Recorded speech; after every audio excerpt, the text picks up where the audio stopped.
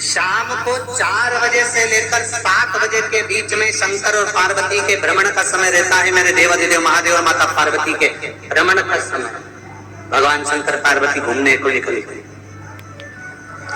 इसलिए हमारा सनातन धर्म कहता है शाम के समय पर माताओं को झाड़ू नहीं लगाना चाहिए, शाम के समय पर माताओं को चूड़ी बिछिया नहीं बदलना चाहिए, शाम के समय पर माताओं को मांग में सिंदूरा नहीं भरना चाहिए, शाम के समय पर माताओं को बाल नहीं बांधना चाहिए, शाम के समय पर माताओं को चौखट पर नहीं बैठना चाहिए। उसका कारण क्या है? क्योंकि पार्वती जी ने भगवान भोलेनाथ जी से कहा था कि तुम मुझे रोज शाम के समय प्रदोष काल में भ्रमण के लिए लेकर जाते हो, मेरे लिए आज्ञा क्या है? शंकर भगवान ने कहा सुनो पार्वती, मंदिर के अंदर नंदी रहता है, जाने वाला यात्री जब मंदिर में मेरा दर्शन करने आता है तो नंदी के कानों में कहकर जाता है कि शिव जी को मेरे यहाँ लेकर आना।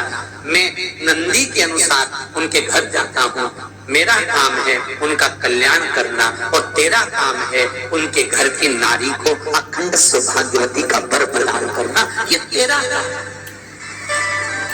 तब पार्वती माता ने कहा अखंड सौभाग्यवती होने का वर मैं तो दे दूंगी, पर उस समय पर माताएं चूड़ी बदल रही होगी, हाथ से चूड़ी निकाल रही होगी तो मैं वर कैसे दे सकती हूँ, मांग भर रही होगी तो मैं वर कैसे दे सकती हूँ, उस समय पर चूड़ी बिछिया बदला जा रहा होगा तो मैं वर कैसे दे सकती हूँ, उस समय पर झाड़ू लग रही होगी तो मैं लक्ष्मी को वहां कैसे भेज सकती हूँ, आप बताओ। तो शंकर भगवान ने कहा प्रदोष का समय एक ऐसा समय होता है, शाम का समय ऐसा होता है जिस समय पर केवल शंकर और पार्वती की आराधना का समय होता है।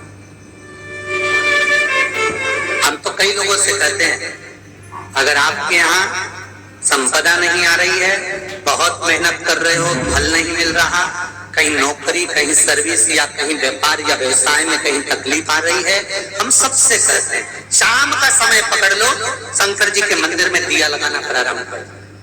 शिव मंदिर में अगर दिया नहीं लगा रहे हो तो बेलपत्री के पेड़ के नीचे दिया लगा, बेलपत्री और शंकर जी के मंदिर में दिया नहीं लगा रहा तो शंकर जी के मंदिर के बाहर चौखट पर दिया लगा। इतना भी नहीं कर सकते तो अपने घर के बाहर अपने द्वार पर दिया लगा दो और शंकर जी के नाम का श्री शिवाय नमस्तुभ्यम बोलकर शंकर भगवान को याद कर कर अपनी कामना कर कर बाबा का स्मरण कर कर पंचाक्षर मंत्र नमः शिवाय, षडाक्षर मंत्र ओम नमः शिवाय, द्वादशाक्षर मंत्र ओम नमो भगवते वासुदेवाय, जो मंत्र तुमको याद है उसका स्मरण कर कर लक्ष्मी हो चाहे नारायण हो चाहे राम हो चाहे कृष्ण हो, स्मरण कर कर शाम के समय बाहर दिया लगा दो, दरवाजे के पास लगा दो, कुछ सुनेगा जरूर, आएगा तो उसका वेलकम जरूर होगा और वो कुछ लेकर जरूर जाएगा। नियम तो बनाओ, उसकी चौखट पर जाकर कहना होगा।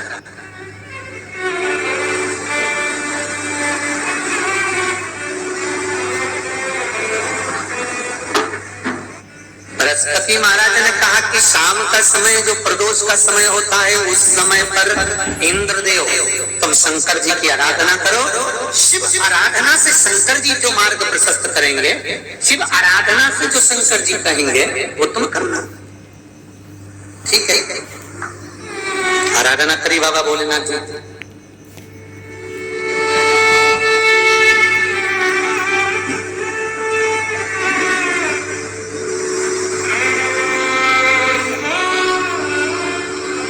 मालूम नहीं था इंद्रदेव को। बृहस्पति महाराज ने प्रदोष की महत्वता समझाई तो प्रदोष का समय जानकर शंकर जी पर 7 बेलपत्र प्रदोष के दिन इंद्र ने समर्पित कर दी बिना सोचे। कितनी बेलपत्र? 7। प्रदोष का व्रत करो चाहे ना करो, मंदिर में चढ़ी हुई बेलपत्र को उठा लो,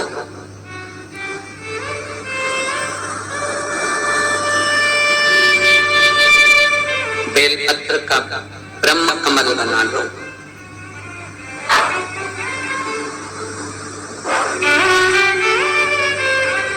ब्रह्म कमल का मतलब होता है डंडी बीच में रहे, आसपास पत्तियां रहे। 7 पत्ती का ब्रह्म कमल बनाकर, जैसे ये पत्तियां हैं एक जैसी रखी हुई हैं तो इसको फैला जाए 7 पत्ती को, उसमें फैलाकर ब्रह्म कमल बनाए।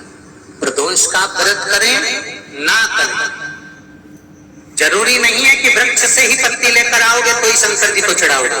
शिव जी पे से चढ़ी हुई उठाकर धोकर ब्रह्म कमल बनाकर बाबा से विनय कर कर, हे प्रभु आज मैं इस काम के लिए जा रहा हूं, बाबा मेरा यह कार्य है, बोलकर श्री शिवाय नमस्तुभ्यम बोलकर शिवलिंग पर समर्पित कर दो।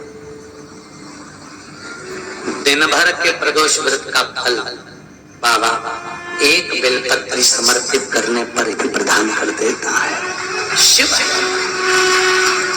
प्रदोष व्रत कर रहे हो उससे बढ़कर कोई प्रसन्नता नहीं, पर नहीं कर रहे तो प्रदोष के दिन या 12 महीने शिवरात्रि आती है,